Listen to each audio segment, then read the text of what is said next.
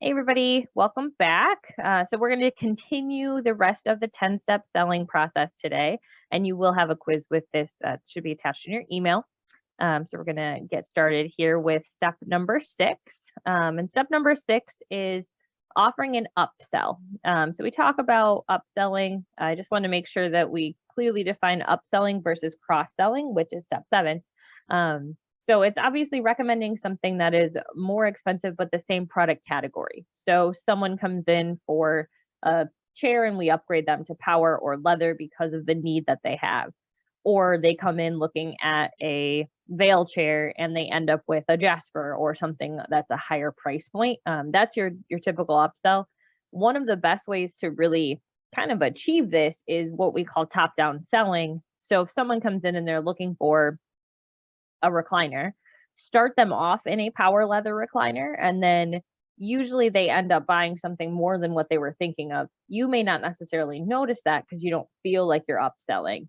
But a lot of times people come in expecting to buy a fabric manual recliner or just a stationary sofa or whatever that item may be.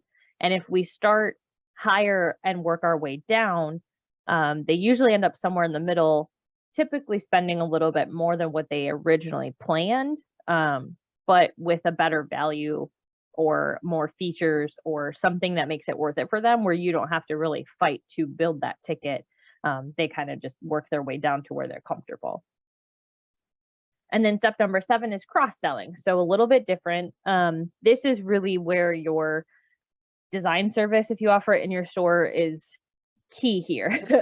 So we're taking someone that came in and they're looking for a sofa, a sectional, whatever group it may be, where they kind of have an initial ask, and we're taking them to a different category. So we see that they need a sectional, but they have an empty room. So we're offering a table, we're offering a chair, we're offering area rugs. It's that next category. So it could be similar to like when you buy a cell phone, and then the person at the cell phone store is like, do you need a case? Do you need headphones? All those other things. So we're cross-selling. It's still building your ticket, but it's not changing their initial ask as much as it is just building onto what they've already asked for.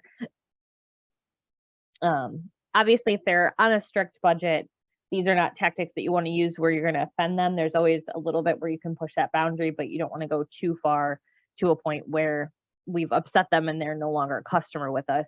If it's done correctly, you can really earn a customer for life by doing this because they're so much happier with their purchase at the end. Step number 8 is leveraging storytelling. So we talk about product technicality, how to build it, how to sell it, and none of those things are really going to resonate with your customer until you have a story that goes with it.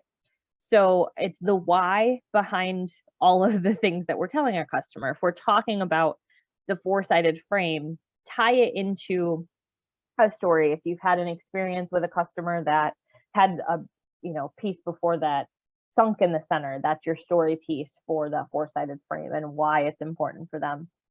It's human nature for customers to respond better to stories. If you're a fan of stand-up comedy, most likely your favorite stand-up comedians are those that tell you a story and they tie back things from earlier in their set. That's just the way the human brain processes information. So if we can tie in the selling features, the benefit to that in a story for a customer, they'll retain that information better. And then usually it encourages them to buy from you or buy a different thing that you're suggesting because of that story.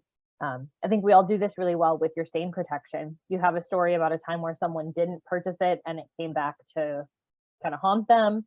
Or you have a success story where someone did purchase it and it was a major issue, and without having purchased that stain protection, it would have been a nightmare. And those are always very effective with customers. So if we have stories of success with people with the design service, with buying a sectional, with upgrading to power, whatever it is that you're focused on, tie that into a story and it'll help your customer understand it quite a bit better. And usually they'll go for it. Step number 9 is value-based selling. So I think right now more than ever, we're starting to see people really look back at value versus price, where for a while, the last couple of years, it's really been availability and price hasn't had as much of a factor. And so we're seeing people really consider pricing more. And what that tells me is we need to make sure we're focusing on creating the value for our customers in the stores more now than we have in the last 2 years. If it's done right, it can give your customer, the impression that we really do care about them as a person. We want to make sure that they get what they need, not necessarily just sell them something, obviously, to meet a sales goal. But it's just making sure that we, again, tell those stories about the features and benefits and why they're beneficial for them. I think part of that value-based selling too is creating the emotion that they're looking for.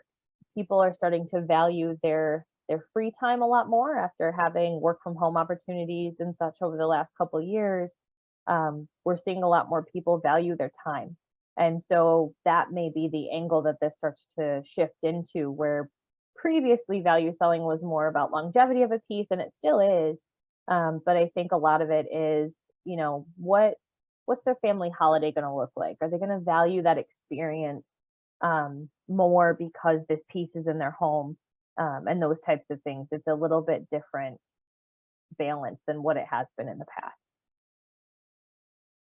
And then just continuing to hone your selling skills, I think, is key. That's always key in selling in retail. Our customer habits are changing constantly.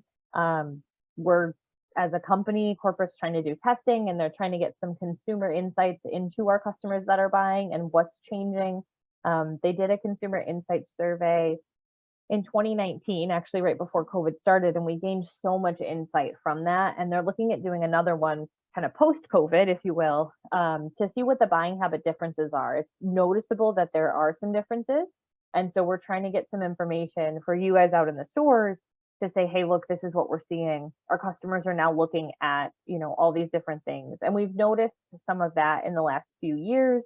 But more recently, it's been pretty evident. You guys have seen it too. Your traffic is different. Your customer questions are different. So continuing to learn what our customers need, what they're asking for, and how do we provide that for them in the best way possible.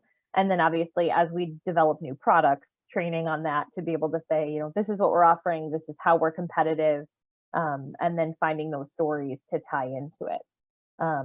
Sometimes you can learn by listening to other salespeople, other managers. If you go out and do competitive shops, you'll find out all sorts of reasons why our brand and our stores are a little bit better than everyone else.